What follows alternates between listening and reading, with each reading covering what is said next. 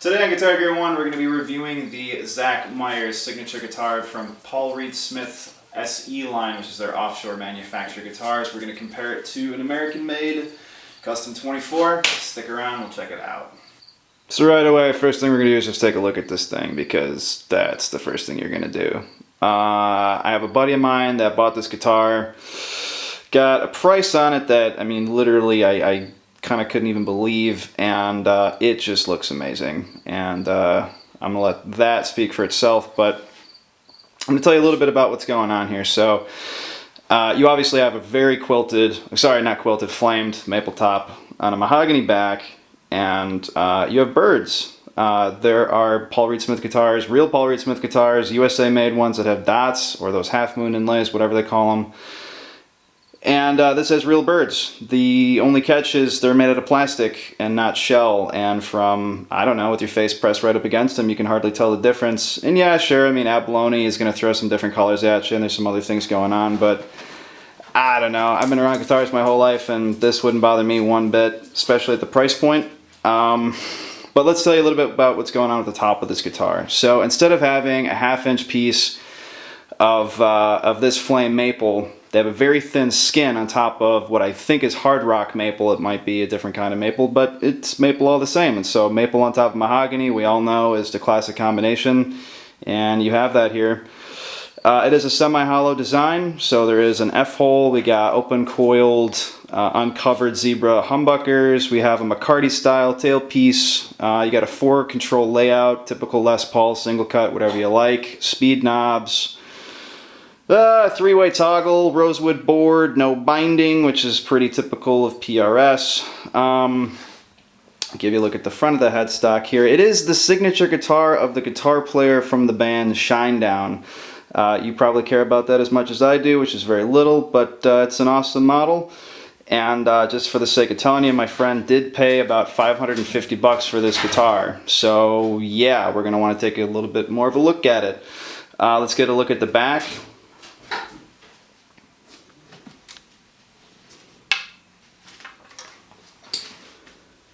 So yeah, pretty typical mahogany deal. Now the only kind of thing that's funny about it is you have a satin-ish finish on the back, but then once we transition into the neck, that's where that really becomes a significant change. And then with this lighting, it doesn't look so dramatic maybe, but maybe if I back out a little, you can see a little more clearly what I'm saying. But extremely comfortable neck to play. And we'll get into that a little bit more later. Oh, and then lastly, you have these vintage style tuning machines. They look like classic Gibson Kluson tuners with green tulip buttons. So let's move on. Alright, so let's talk a little bit about what's going on here. It used to be that if you wanted a quality guitar, you're pretty much talking about Fender, Gibson, Ibanez, ESP, etc., all the boutique builders, and there's a lot of boutique builders. I always encourage people to check that out, not just the big names that you hear all the time. But didn't change much in terms of pricing. If you wanted a quality guitar, maybe didn't have a ton of money to spend, there weren't a ton of options for you. I mean, early in the 90s we had Fender introduced the Squire line with the Japanese series of guitars that were absolutely incredible, but not from a lot of other people. And so if you wanted a real Paul Reed Smith guitar, and I say real one because now we have a comparison, that would mean that it was domestically made in the US, quality materials, etc. You're going to pay for it, and you still are, by the way, if you want a USA model. A couple of years ago they introduced the SE line. The SE line is made in Indonesia, I believe, and yeah, they're CNC made, they're saving some money on materials, but look at this thing. I mean, as soon as I walked in and I saw this, I thought all bets were off. Nowadays, you have Squire producing absolutely incredible guitars, especially for the price point. Things are getting pretty competitive in this market, and we're going to have to start really looking at these guitars and figure out where you should be spending your money. As I mentioned earlier, these I think are in Musician's Friend and your major big box online people for like $679-ish, maybe plus shipping. But, right, I mean, you're still coming in around a quarter of the cost of a US-made Paul Reed Smith. So, we're going to plug this thing in, show you how it sounds, and I'm going to tell you what I like and what I don't like. And I really wish I didn't have to tell you that part, but I do. So, let's get into it.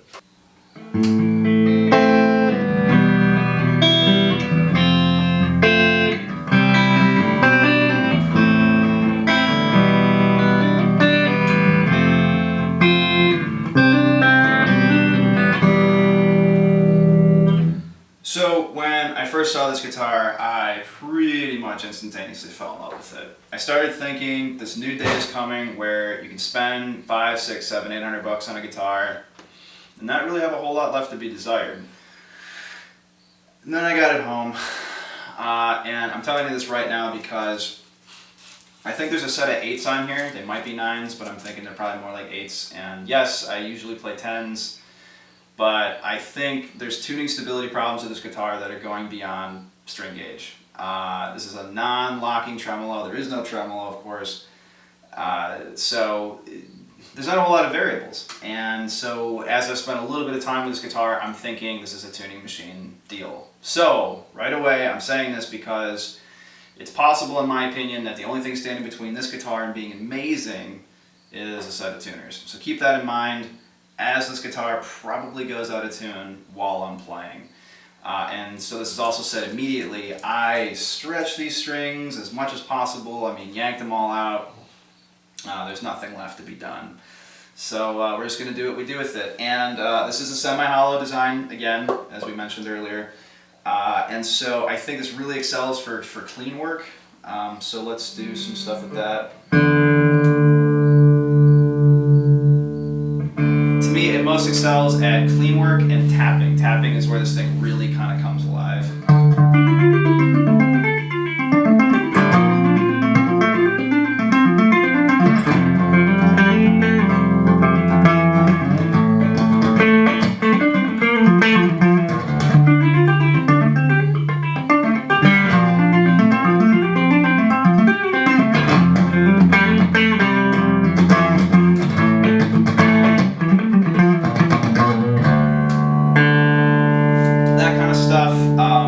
I like these kind of more modern drop tune chord progressions.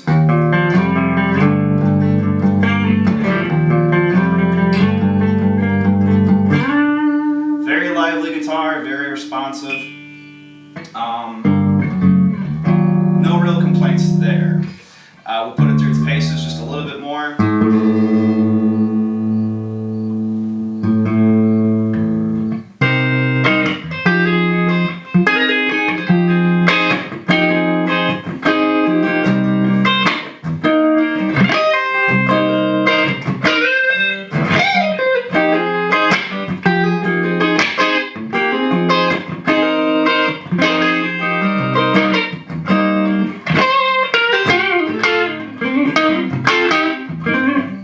So this is all neck pickup stuff. Everything's dimed, tones all the way up, volumes all the way up.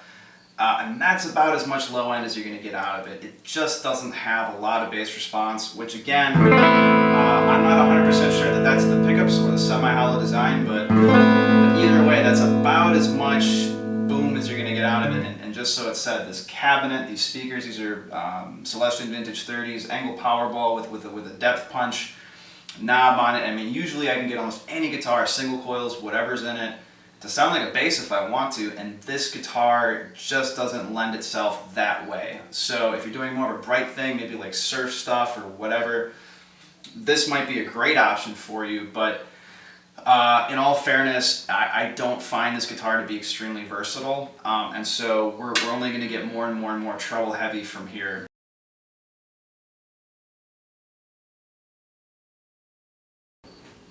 Alright guys, sorry we had a little technical problem there, but we're jumping down to the middle position, which I'm guessing is both humbuckers full on. I know that on the Custom 24 that's usually not the case in a middle position, but I think that is what's going on here. So we're going to keep playing a few things, and I did already tune this thing up a little bit. It's already starting to slip, and you can see how hard I'm picking, and so I don't know. But so anyway, we'll just kind of noodle, you know.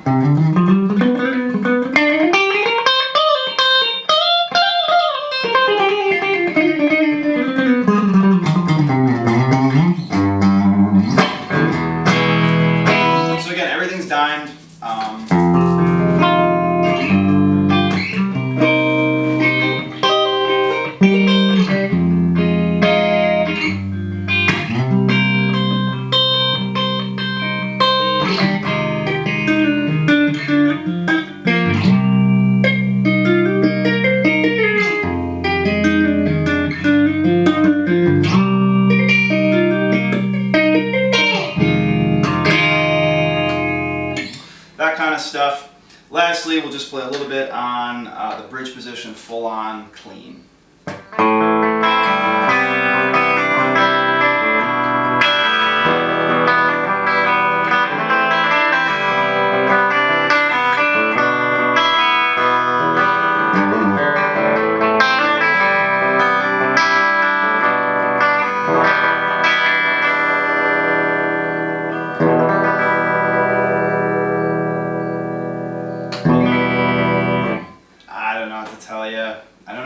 Let's just be honest. So here, all right. You have an awesome mahogany back. I love this neck. I really do. It's their wide, fat neck. Okay, so it's a little bit thicker than PRS's thin neck, which isn't that thin for a thin neck, and their fat neck isn't that fat for a fat neck. I think the fat neck feels great, and I shred, you know, and I think it feels great for all that kind of stuff. And so, what am I telling you? These pickups. Not crazy about them. Do I hate them? I don't hate them. Not something I would suggest to anybody. But they're certainly not garbage. But I think if you threw a new set of pickups in this guitar, new set of tuning machines on it, you'd probably really have something great. Just for laughs, we're going to play some distorted stuff. Then I'm going to start showing you the differences between an SE PRS and a PRS PRS.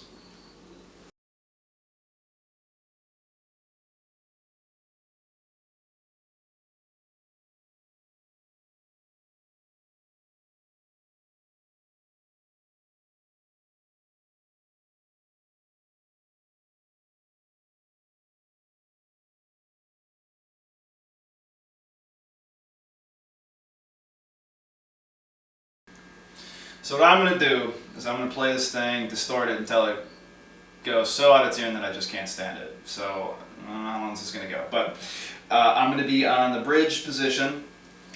And what I find is this guitar sounds okay. And again, and this isn't like I just plugged into my rig and I did no experimenting and nothing. I mean, I sat here for a while, and this is one of the most versatile amp heads I know of, which is why I bought it.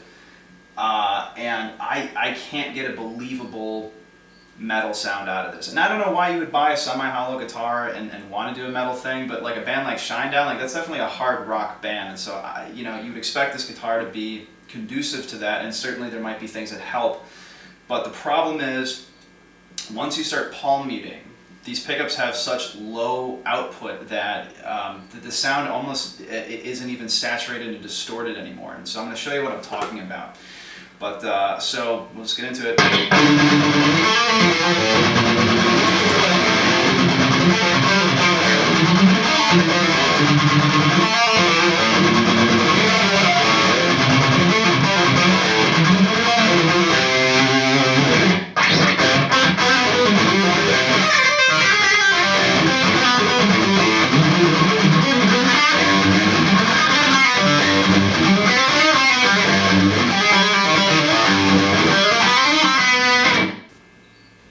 So the camera cut out again, but it's all right. I mean, we're getting the point across.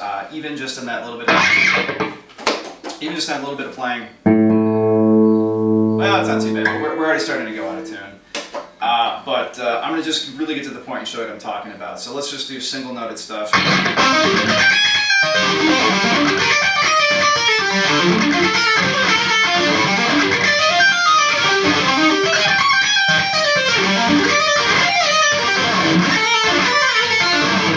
Basically fine. It's still not the searing lead tone that I'd be looking for, but it's fine. It's when you start palm muting.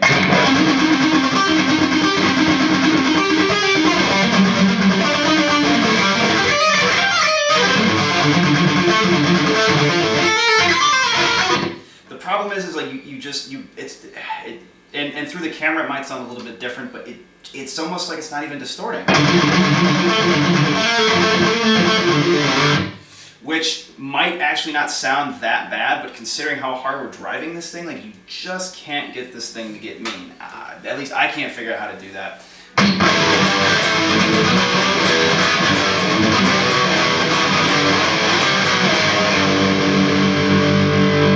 So two problems. One, I'm out of tune already, and two, this thing's cranked. And if you were looking for more of a vintage sound, If you're looking for more of a overdriven tone, then that's fine, and that's totally acceptable. But considering this is like maxed out, I don't know if I'd be too comfortable with that. So pretty much right away, I just want to get into what I feel the differences are between an American model and this one, which, by the way, was not made in Indonesia. It's made in Korea. So construction-wise, the knobs on a Custom 24 are recessed. They're into the body a little bit. There's a little bit of a cup that they fit into. It's kind of nice. There's a little bit more of a carve on the top of it. That's cool. That's all great. You know, it's you know, shell birds and all that kind of stuff. That's not the real concern. By the way, the body's quite a bit thinner on a solid body, go figure, instead of the semi-hollow, which I find to be just a little bit more comfortable, but that's not really a fair thing. It's just a side note. I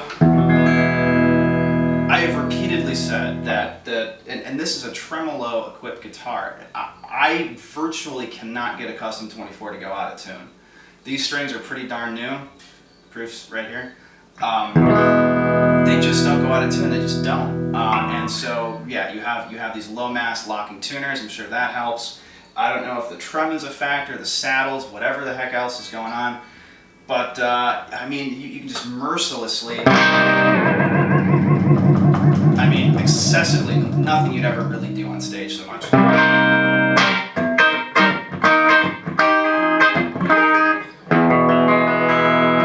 And that son of a gun comes back every single time, and you know it's going to. And it's when you're playing a guitar where if you're gonna, it's when you're playing guitar where if you want to see your high E touch like your D string just because you're in a mood, which I hope you get into sometimes because you should be playing with feeling, in my opinion. If you want to do that, you need to be doing it on a guitar that you know is going to still be there when you come back. And with a guitar like this, it doesn't inspire that kind of confidence to just go wild on it, you know, which you should be able to do if you choose to. So there's that aspect of it. And then again, these pickups.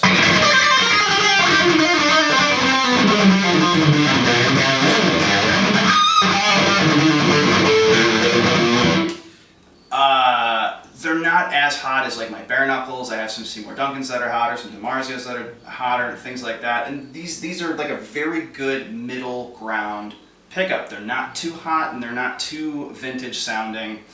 They're just right for almost anything. And so I don't know why a pickup that's a lot more like this wouldn't be here, because again, you have a semi-acoustic guitar. You're probably not going to be playing smoldering lead stuff on it, but why not put in a set of pickups a bit more like this? I'm not telling anybody to pass on this. I feel like with minimal investment, I mean, when you still look at the amount of money that you'd be into a guitar like this, you could buy a set of original Paul Reed Smith pickups, throw them in here, throw a real set of PRS tuning machines on this, sell your tuning machines on eBay, sell these Zebra coil pickups on eBay, get some of that money back, and you're still going to be way under $1,000 into a guitar that might be very similar overall to all the things that you can do with an American-made PRS. So I'm not saying it's a pass. I'm not saying don't buy this guitar, but I am saying out of the box, those are the issues that I feel you're going to run into, and that's basically my take on it. Thanks for watching Guitar Gear 1, and if you feel the need to subscribe, go ahead and do that. Thank you. Quick side note, if you got a cool band with a cool band shirt, I want it, and I will wear it on the show. And so if you'd like me to wear your cool band's cool shirt, send me one. Get a hold of me over here, and we'll talk.